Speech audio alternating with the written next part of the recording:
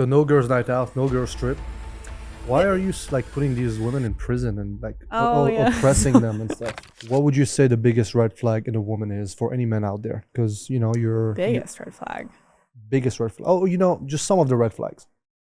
I mean, 100% number one is if she's a feminist.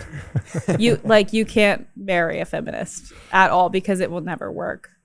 Number two, and I actually said this on another podcast, if she's been to Miami, Dubai, or any other party city. Okay. I love it. Yep. Number three, like OnlyFans, sex work, anything promiscuous, even like the Instagram modeling where it's literally just, maybe it's like innocent photos, but it's just bikini photos and like for what reason? And they've got like millions of followers, but there's no value in their content.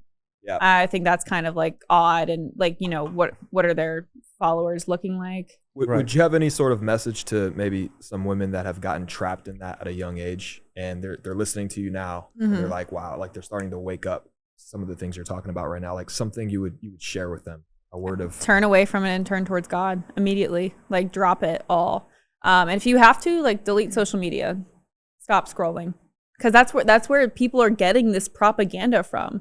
Is social media. So if you have to and you need just to silence the noise, turn it all off and open your Bible. Get extreme about it. Yeah. All in. Yeah. Okay. What about girls night out? Is that okay? No. Why not? I don't like girls nights out and I don't like girls trips. Either one. I don't go on girls trips. I think that's just weird. What's the point? That sounds like bachelorette trips and bachelor trips. Same vibe, right? Girls nights out, I don't really understand why you need to go out. I'm speaking specifically for married women or women in relationships. There's no reason that you need to go to a girls night out with a bunch of girls who are most likely single while you're married. You're just setting yourself up for failure. What good can come from that? Exactly. So no girls night out, no girls trip. Why are you like putting these women in prison and like oppressing them and stuff? It's not oppressive. Not oppressive? No, I mean, it's protecting your marriage. And as far as girls trips, I mean, I'm sure there are some wholesome girls trips, right? Like there's women's Bible retreats. Go do all those. Right. But when you're taking a girls trip to Miami or Nashville or Vegas, come on. Right. Like what are we doing? Right. Okay, understood. It's not very, traditional or feminine to smoke a cigar. How come you're smoking? I think cigars are really classy. Yeah? Yeah. Okay. I mean, like I don't see anything wrong with it. People will call it masculine, but I think it's classy. Fair. Okay. Do you believe in male-female friendship? No. Why not? When you're married, and there are some specific cases, whatever, but I'm just going to do a generalization.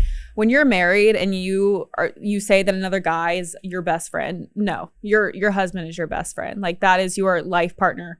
It would be so weird if I, called one of my guy friends and was like, do you want to go grab coffee tomorrow at 11 a.m.? And it was just me and him, getting coffee together casually as friends. Maybe a cigar wouldn't be weird, right? There's no Have a reason. cigar? No. I mean, no, not with just come smoke a cigar with me. No, that would be so weird. Yeah. I just feel like that's common sense, and I don't really know why that's a controversial topic, but it is very work. controversial. I mean, most women, they're like, no, it's like no big deal. Like, they're like, he's my best friend. He's there for me. And what is the value exchange there? Like, what is it to gain from? Like, what does the man gain from a relationship with a woman that is not his girl? Nothing. What does the woman gain? Nothing. Nothing? I mean, maybe some like emotional validation, but that's just gay and weird. Like, you don't need that from a girl. I don't know. Like, I don't. True, but what does the woman get? I agree with you from the male perspective. Attention. Okay, attention. Yes. Okay, what else? That's it? I would say the main reason is attention or some sort of like person to run to when they're having a bad day. Okay. Validation, yeah. Okay, my argument with that is that men really get nothing. That's just a fact. I mean, if you're not being sexual with the person that you're hanging out, I mean, the other sex, it's like, I don't believe there's anything to gain. But from the woman perspective, I feel like there's a lot to gain. Or, like, for example, men will, like, when they have a problem, they're gonna ask the guy for help. When they need money, the guy is there. When they're breaking up with their whatever, you know what I mean? Obviously, they're shooting themselves in the foot too, the women, by doing that. So I guess they're not really gaining much. But I just feel like, from a man's perspective, there's definitely a lot more for the woman to gain than from the men. Do you agree with that or no? I would agree with that, but if you're gaining all this value from a man, you might as well be his girlfriend or marry him. Like, that doesn't make any sense to me.